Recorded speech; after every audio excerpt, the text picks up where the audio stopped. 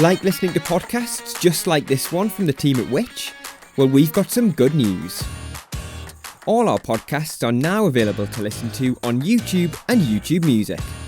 So whether you like listening to Get Answers, Which Shorts or Which Money, all episodes can now be listened to directly on YouTube or through the YouTube Music app. To find them, just search for the podcast you'd like to listen to. YouTube's additional functionality also means that you can now read along with subtitles as you listen. Don't panic though, all Which podcasts are still available to listen to elsewhere too. So wherever you listen, we'll see you soon.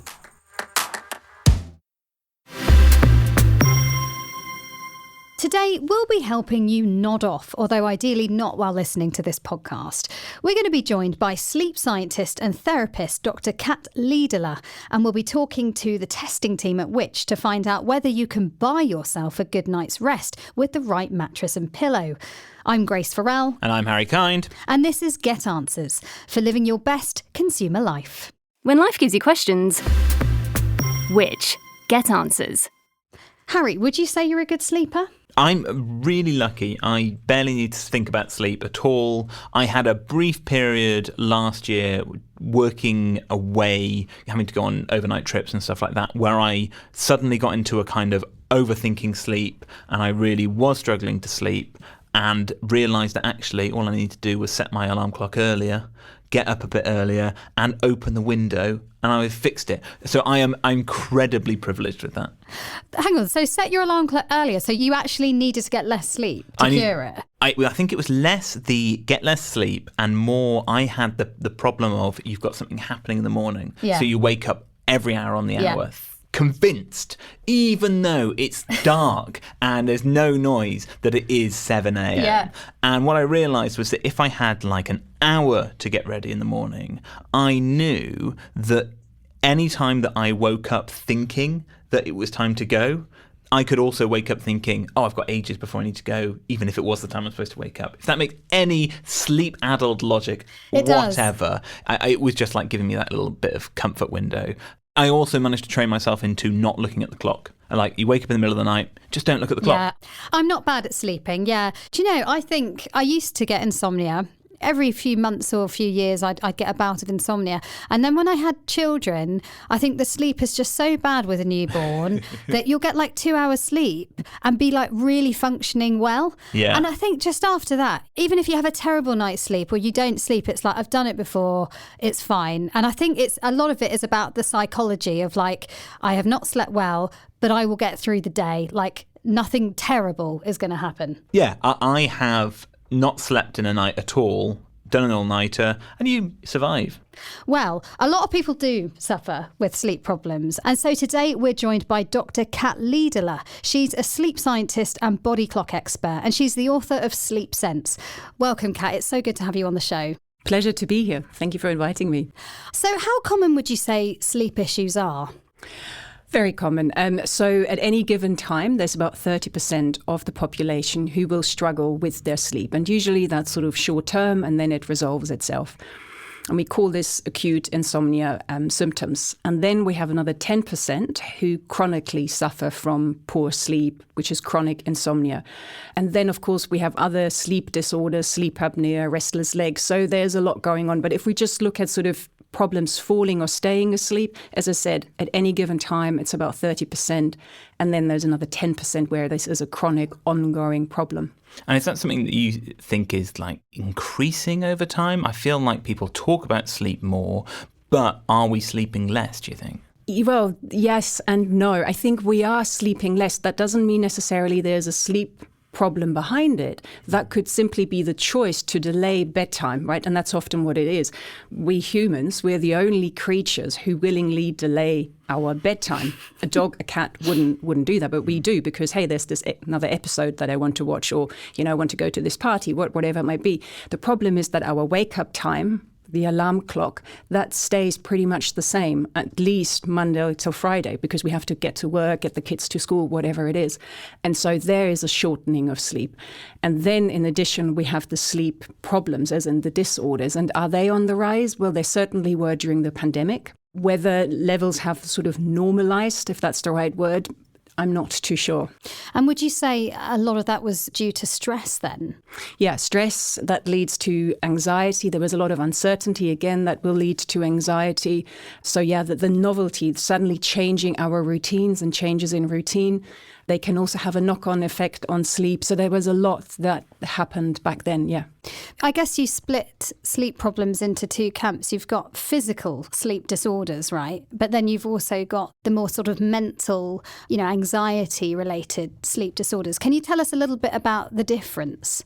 Yeah, so insomnia in most instances is to do with anxiety or stress, but it can develop alongside a more physical sleep disorder such as sleep apnea, where you have problems breathing, or rather you stop breathing during the night repeatedly and then you gasp for air, which is that loud snore. It may or may not wake you up fully, but certainly we call it a microarousal. There's a disruption to your sleep, which will make you more tired the next day, and so on and so forth. And insomnia can sort of develop alongside sleep apnea, that people become afraid, oh my God, what will happen tonight? Will I have another rubbish night? And how will I feel tomorrow? And suddenly, yes, then you have two sleep disorders at the same time. I know a lot of people are worried at the moment about sleep apnea. I don't know whether it's on the rise or there's just more knowledge out there. But what are the symptoms? What might make someone think that they have sleep apnea? And what should you do if you suspect you have it? So you may not always be aware of the symptoms because, as I just said, you stop breathing, that will then wake you up, but it doesn't need to be a full conscious waking up. It can just be sort of a little disruption. But you yourself don't perceive it. Often if there's a bed partner, the bed partner will say, hey, you kept me awake last night because you were snoring so very loudly. So that is certainly one, let's call it symptom or sign. Another symptom could be excessive sleepiness during the day. That's a big one, and that's actually bigger in women than in men as a symptom. Then other sort of hints towards it are being a middle-aged male, being overweight. That is certainly a risk factor. But also we see in women an increase in sleep apnea post-menopause, probably again because there are changes to tissue. And so we see a higher incident rate there as well. But I think the real is the snoring at night and feeling excessively tired during the day without sort of an explanation, let's say. And then I would say, go to the doctor, see that you get an overnight test done to measure what's going on. So are there things that we can do to give ourselves the best opportunity for a good night's rest? And I like your phrasing, the best opportunity rather than the best sleep, because sleep in itself, we cannot control. It's a biological process that we cannot control. And that is very hard to accept, but that's the truth of the matter. However, I can absolutely create the best opportunity, the best environment. And by environment, yes, of course, I mean the bedroom, but it also includes what I do during the day, right? What I eat, when I eat, how much coffee I consume or caffeine generally, alcohol, movement, spending time outdoors, as well as stress levels, something you mentioned early on. So there's a lot that I can do in my waking life, right? Because if we think about a 24-hour day, 16 hours we awake, 8 hours asleep, I've got 16 hours to prepare to create the perfect environment that we can sort of use to look after our sleep. But again, we cannot control it. Nothing will guarantee the perfect night's sleep, whatever perfect, by the way, means. It feels very similar to some of the conversations we had around ultra-processed food earlier in the series, where you can improve your health by filling your kitchen with the right kind of food and having the right environment. But if you're in a very tight space, you've not got any time, you're really stressed, it's very hard to eat well. Almost the same with sleep. If you are in a very cluttered bedroom because you're in a cramped housing environment, you're busy during the day, you're working up until going to sleep, and you're really struggling to build a nice place to sleep, you're going to have a bad night's sleep, much like you might have a bad diet. Yeah, and in my view, it isn't just the responsibility of the individual. I can do my best to create the right environment, but if my working hours or the workload is such that it induces a lot of stress and anxiety, I most likely will have troubles falling or staying asleep. Similarly, if parents are not supported in the right way, in particular mums here, they will have a problem just to go to bed on time. Again, what on time means, I'm careful with all these rules, but it will eat into a mum's, sleep opportunity. I'd love to deep dive a little bit into the things you mentioned that affect our sleep. So you mentioned things like caffeine. I mean, what is your stance on caffeine? How much should we be drinking? When should we be stopping? Should we just not have any caffeine? What would you recommend? Yeah, so I would recommend ditch the shoulds first. Because I think shoulds and generally rules aren't helpful when it comes to sleep, because you become very rigid. And sleep needs relaxation. It needs expansion in a way. But to come back to your question around caffeine, so I love coffee, absolutely. Nothing is better than a good cup of coffee. We just have to be aware how sensitive one is, and people differ in that. And also we have to be aware of how long the caffeine sort of stays active in the system. And that is sort of 6 to 9 hours. You still have half of the caffeine you consumed. Wow. So therefore we say, have your cup of coffee or two, but then by around 2 o'clock in the afternoon, then stop drinking coffee. Now it will of course vary a little bit. If someone is an early bird, so going to bed early, waking up early, you probably would cut out that caffeine a bit earlier. Someone who naturally is sort of a night owl and can sort of work and live according to their own personal times, it might be okay to have a cup of coffee at 3 or 4 o'clock, right? So there is variation. But what I would also say is, coming back to, I'm not a fan of rules. Sometimes if I have an evening engagement, I might have a wee cup of coffee around 3 or 4 o'clock because there's something going on in the evening that I want to be, as alert for as I can. And then I will have that cup of coffee. But the next day, I'll go back to no coffee after 2 p.m., right? So I'm flexible depending on what's going on. This might be the most shocking use of caffeine, and luckily not alcohol, but caffeine. And you'll be scared of this, Grace, I feel. My schedule usually is I will have a coffee at about 8:30 at night, and then I'll go to bed with a cup of tea. Oh, my goodness. And I think I struggle to sleep if I've not had caffeine after like 8 o'clock because of something. And I think it could be because I have ADHD. And so there's a little bit of the kind of reverse stimulant effect. But I think also my whole family we have from quite an early age have had caffeine very late at night. But as you say, people have their different rules and their different bodies. And it's about, I suppose, experimenting with it. Yeah, absolutely, right. The genetic makeup will influence how you metabolize caffeine. There are two processes that sort of help us fall asleep. One is called the sleep need, and that builds up during your waking hours. And then when you fall asleep, that empties out again. It's like filling up a tank and emptying up a tank. Now, while filling it up takes about 16 hours, emptying happens much more quickly. Maybe about 4 hours. And then there's a second process that almost takes over. It's a bit like passing on a relay baton. And that second process is your circadian clock. And the clock regulates the timing of your sleep. We all have a slightly different sleep window. What time we sleep, I mentioned already, early people, late people, and the rest of us fall somewhere in between. And so the clock will then, as I said, take over from that sleep need and keep us asleep until it says, okay, now your sleep window is over. And it might be that when this relay baton is passed over, that is a bit more of a vulnerable time for us to wake up.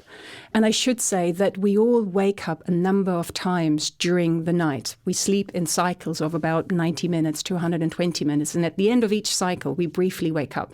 Now, this waking up is so short that we're not aware of it. Right, unless we go to the bathroom, then we're fully awake. Or if there may be a noise outside at the same time, we wake up fully. So it could be, like I said, when there's this sort of passing on of the responsibility, that's sort of maybe a more vulnerable time point where it's easier for us to wake up fully.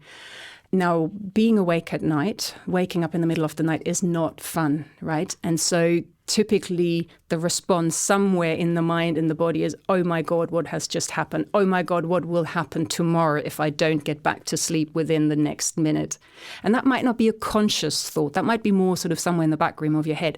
But nevertheless, it probably has an impact on the body. I'm not saying you immediately break out in sweat and, fully anxious, but there might be a bit of a tension, a bit of like, oh, what's going to happen next? What's going to happen next? And that then can make it harder to fall asleep. And then you used the word vicious cycle early on, very fitting. Then we quickly get into this vicious cycle, or will I fall asleep? What if I don't fall asleep? And so on and so forth. So what would you recommend you do to avoid getting really kind of in your head about it? So you can't avoid those thoughts. That is a normal reaction of the mind, of our brain, right? There's a problem that presents itself, and then the mind will immediately go to task to solve this. However, you can learn to notice when your mind is trying to problem solve, and you don't have to engage in it any further. And that's where any kind of relaxation technique will be helpful, or mindfulness, not necessarily doing mindfulness at 3 a.m. at night, but a mindfulness practice during the day trains you in spotting thoughts and stepping back from them. And that is really the technique you want to use in the middle of the night, is to notice, oh yeah, there are all these problem-solving thoughts. Yes, being awake at night is no fun, but there's nothing I can do. There's no button I can press on my nose and then I'll fall asleep. So let me just take a breath in and out, focus a little bit on my breath and just lie here and just rest. And in doing so, you are calming down, first of all, your body. And when the body is calmer, the mind can get calmer as well. And that's when we can fall asleep again. You mentioned practicing mindfulness or breathing exercises. Can you recommend any resources for that? Well, there are the big apps like Headspace and Calm. I think personally, there are many more. Choose the one that you resonate with, because sometimes I have clients who say, oh, I always go for this app, let's just say it's Headspace, and someone else says, oh no, that's rubbish, I'm going to go for Calm. And what it is just actually the voice of the person guiding the meditation. That's where sort of the dislike comes from. So I think, any good mindfulness app or going, doing a face-to-face course can be helpful. It's just about, do I resonate with the voice? Do I resonate with the words that are being used here? And I can only apologise if people are trying to listen to this while using this to try and get to sleep, because I know people who do listen to podcasts to try and get to sleep. I suppose in the tech space then, you've also got, as well as mindfulness apps, you've got sleep tracking. Is that a healthy behaviour? Is it useful data? Very good question. It depends on how you use it. It depends on your attitude. So if you obsess with getting the ideal perfect night's sleep and use your sleep tracker in that way, right? And trust that tracker, that data 100%, then it can probably actually lead to more harm than good. And this phenomenon is called orthosomnia. There's a paper that came out a few years ago where people obsessively track their sleep and then get so preoccupied with getting that perfect night's sleep that then actually induces a sleep problem of falling or staying asleep. So for me, trackers, I always say to my clients, take it with a pinch of salt. It's a nice, piece of data, but rather than looking at a single night, let's look at the pattern. Can we see a pattern here? And first of all, though, check in with yourself. So when you wake up, how do I feel? For the rest of the day, regular checking in, how do I feel? Because some people, and this includes me, I wake up and I'm ready. I can jump out of bed. My husband, he will take much longer, right, until he is really present and awake. And this is called sleep inertia. And for him, it just takes longer than for me. So that's why I say check in the morning when you wake up, but also during the day. And then also, of course, check the sleep tracker, but know that both will measure slightly different things. And I think both data sets together will give us a good picture rather than one of them alone. And what about things like earplugs and eye masks? Do you think they're useful, or do you think there's a risk that people become too dependent on them to go to sleep? Yeah, good point, right? You can become dependent on anything in a way, right? So it's, for me, always a question, how much do you need the eye mask or the earplugs? What happens if you don't have them, right? If that thought fills you with panic, then okay, there's an unhelpful dependency going on. For me personally, I am light sensitive. And now that we're moving into spring, into summer, and the sun coming up earlier, I will use an eye mask if I wake up around that time. But certainly during winter, I won't use an eye mask. So that's when I remain flexible. Same with earplugs, right? I'll put them in if there is, noisy neighbor or something like that. But I won't go to sleep with them. I know it's difficult, but I would love to get a sense from you of, say, an average person is experiencing average sleep problems. What would be maybe the top 3 or 5 things you would say to them as a starting point to help their sleep become better? Very good question. Very good question. So I probably would first look at their sleep window. Are they going to bed at the time that's right for them? And related to that, are they waking up at the time that's right for them? Now, most of us in pre-pandemic, it was about 80% of the Western population would use an alarm clock, which means 80% would shorten their sleep, right? Because if you need an alarm clock to wake you up, without that, you would sleep for longer. So therefore, shorten sleep. So first would look, is that sleep window right? Can we shift a little bit? And then I would look at general lifestyle. So yes, what's the diet? When do they eat, particularly the evening meal? You want to leave at least sort of 3 hours between end of meal and going to bed. What's going on there?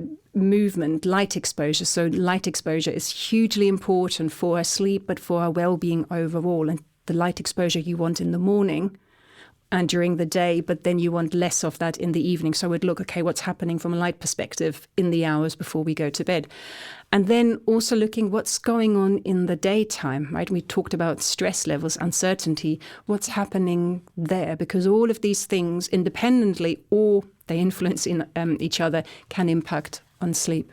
And anything about the temperature of the room or exercising late at night or napping during the day? Do you think any of those things negatively affect sleep? They can, and people will be, again, differ in their sensitivity, but we do know that temperature, and this particular topic in summertime, can have a negative impact. So we say keep the bedroom sort of around 18 degrees. So we don't want it too warm, because if it's too warm, we know that will, make it harder for us to fall asleep. And that simply is because our body temperature drops in the evening over the course of the night. And in order to drop, the body needs to release heat. And it needs a cooler environment. If the environment is too warm, no warmth can be released from the body to the environment. You're stuck with that warmth. You struggle to fall asleep. So certainly that's something to look at. Exercise. Data are saying different things. Some say, it's fine to exercise before bed. Others don't. I always think let's sort of stay on the side of caution and give yourself maybe 2 hours between end of exercise and going to sleep. I would also probably avoid high intensity exercise.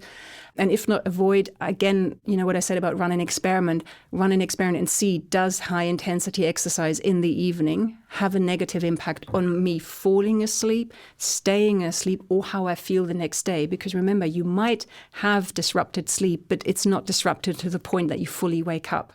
And when you say sort of keep a diary or do an experiment, do you think just a simple, just jotting down a kind of sleep diary is the best way to do that? Yeah, you could. Let's not get sort of too pressurized and that it needs to be absolutely perfect. But yeah, just keeping a journal. When did I go to bed? Roughly how long did it take me to fall asleep? Or you just say it was easy or not easy, see what feels best for you. Same when you wake up.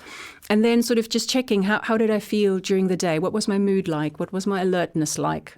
And then what did I do? And what did I eat, or when did I eat? Right? Just sort of keeping track a little bit of that. Just become a bit more familiar with the things you do, how you fill your day. But I think really keeping it simple and bringing an element of curiosity and playfulness. And on that note, if you do turn your mind to it and put some tools in place, how likely is it that you can overcome sleep problems?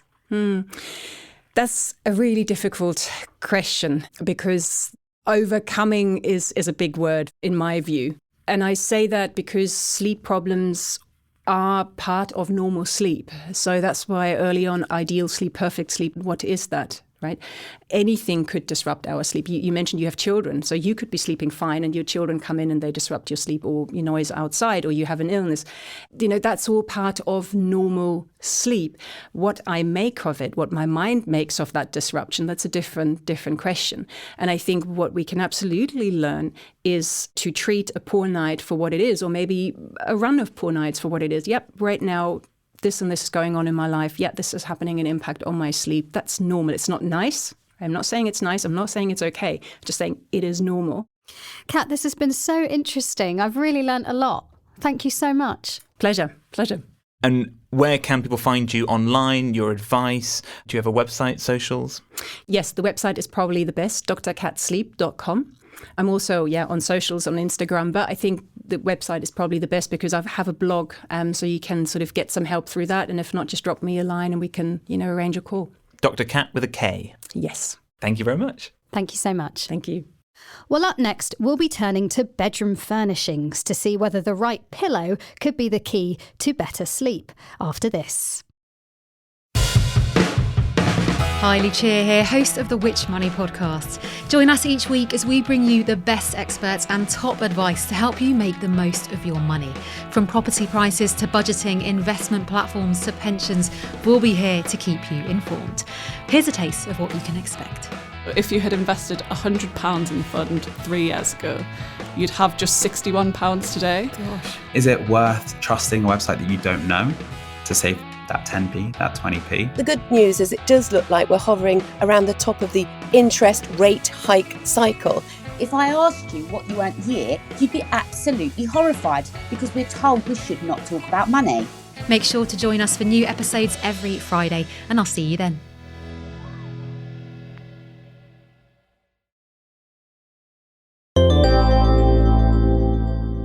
In case you didn't know, we do actually answer questions that are sent in by our listeners on Get Answers, and our next episode is on smartphones. So if you've got any questions about mobile signal, different mobile providers or smartphone features, send us an email at podcasts@which.co.uk and it could be featured in the episode.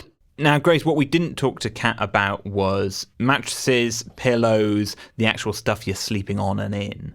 Do you have a preference on those?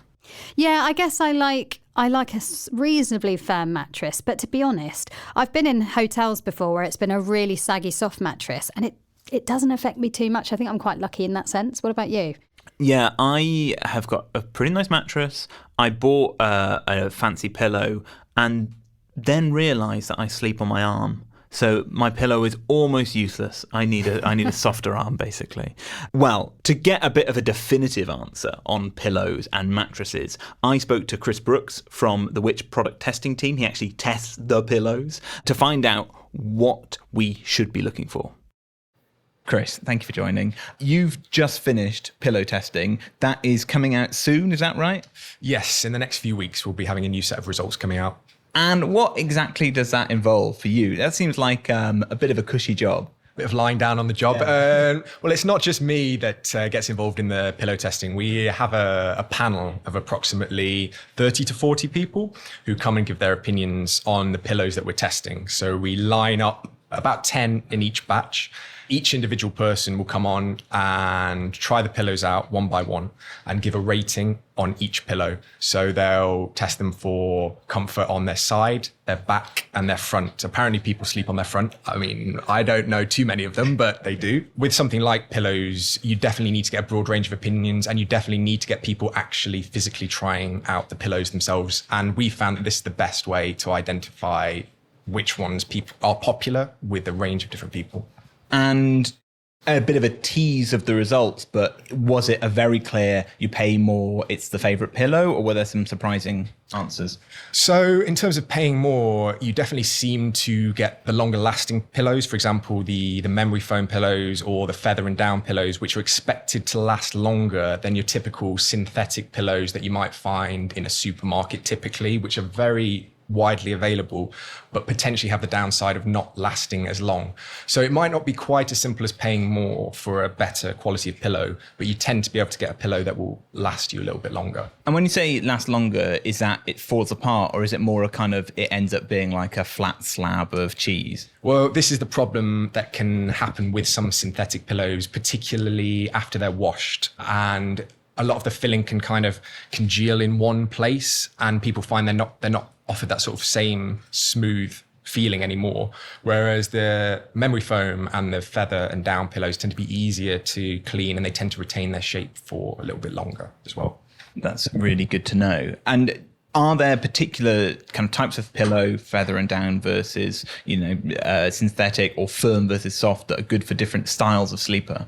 Well, the pillow market is huge, and it could have so many different subsections, but there's three broad areas. And one is the feather and down pillows, which tend to be softer. They can mold to fit your neck a little bit better, and they're better for people who don't like that firm feel of a pillow. Then we have the microfiber pillows, which are often filled with polyester. And these are the typical cheaper pillows that you'll often find in supermarkets. They're useful in that they can be washed at home, and they're available in a range of different softness options, from soft to firm. But the problem with them is that they often have, as I said, a shorter lifespan, and they're potentially not as breathable as well. And then we have the memory foam pillows, which tend to offer more support and can even be adjustable as well. They sometimes have layers of memory foam or even individual pieces that can be added and removed. The issue with those ones is that they can retain more heat in the summer, and they're not suitable for some people who don't like that denser, sort of firmer feel in a pillow. I mean, I have fairly pathetic allergies. And so I think some of that can come from the pillow, particularly if it's been living in my parents' house for years and years. And then it's just like a horrible mass of, I don't know what it's, dust mites and their poop. Are there pillows that are better for me and that I should be seeking out? So we do have pillows that are specifically labelled as hypoallergenic. And what this means is that the actual material and filling of the pillow isn't made from a known potential allergen, such as feathers, wool, or latex are common allergens. But other allergens, such as dust mites, can still develop on these types of pillows, so that may cause an issue for people with allergies. There are also anti-allergy pillows, which means that the filling and the casing have been treated to resist and combat the development of dust mites. So you may find that this type of pillow is good for you if you suffer from something like asthma or eczema, which can be exacerbated by allergens. So that makes sense. So hypo, it's just the pillow itself isn't going to necessarily give you allergies on day one, whereas anti, over time, it should be resisting the things that can cause someone to get a little bit sniffly. Yeah, that's right. Well, then moving on to mattresses, which compared to pillows you might be talking, as you're saying, over £100. But a mattress, I mean, those can go for thousands without getting into real luxury territory. When Which tests those, what kind of price range are we looking at there? So we have Best Buy mattresses actually under £200 and ranging all the way up to over £2,000. So that gives you an idea of the scale that we're actually testing. I mean, it's a huge industry, not so much in the UK, but in America, there is this meme of like mattress stores on every corner, and there'll be two in the same kind of shopping centre. Thankfully, we don't have too much of that. We do have a lot of kind of online mattress retailers, direct to consumers. I guess it's a big industry and it's an important decision to make because, I mean, how long are you going to be keeping one of these mattresses once you bought one? Well, we'd recommend replacing a mattress when it's between 8 to 10 years old. But if your mattress is starting to sag, soften, or become less supportive, then it's a good time to start looking for a new one or potentially investing in a mattress topper. So give us an overview then. Loads of jargon in this world of mattresses, quite an overwhelming decision. Give us the lay of the land. So we've tested all the different types of mattresses, including springs, pocket sprung mattresses, memory foam, and hybrid mattresses. When we're talking about pocket sprung mattresses, we're talking about each individual spring of that mattress is covered in an individual fabric pocket, which are often more breathable and feel cool to lie on when you get into bed, which are great if you tend to sweat or overheat. The issue with those ones is they can be a little bit more bouncy, so difficult if you're perhaps sleeping with a partner who's often tossing and turning in bed. We also have the foam and memory foam mattresses, which can help to relieve pressure in different ways. Some people like the feeling of these, but some people find that the memory effect can be a little bit too warm for them to lie on, though we have found some that are not as bad in terms of they're a little bit cooler. And then we also have the hybrid mattresses, which offer kind of the best of both worlds. Which type you choose will come down to what your personal preferences are to sleep on. And the mattress results, those are on which.co.uk right now, and they are for Which members only, is that right? Yes, and we've got almost 300 reviews, I believe, up there, and a wide range of Best Buys in all of the different mattress areas that we've discussed already. And I think it's just one of those things you've got to get right. Thanks so much, Chris.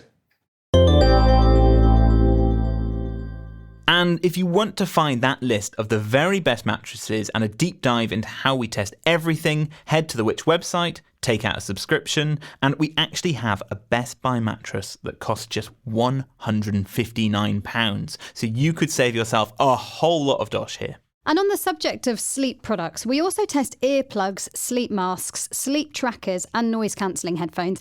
And we have brand new duvet reviews going live in the next few weeks. So we'll pop a link to the sign-up page in the description for today's show.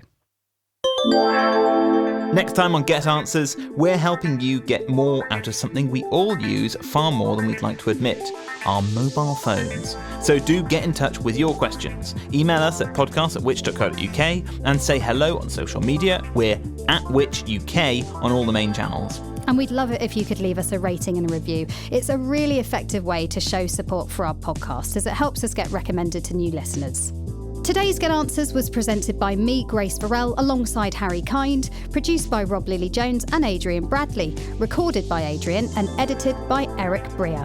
And thanks again to our wonderful guests, Dr. Kat Liedler and Chris Brooks. We'll see you next time. Bye. Bye-bye.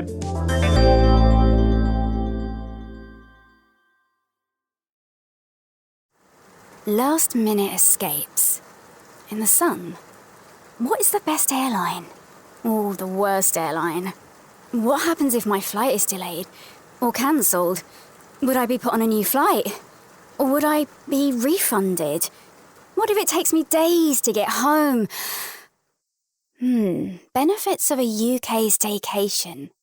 When life gives you questions, get answers at which.co.uk.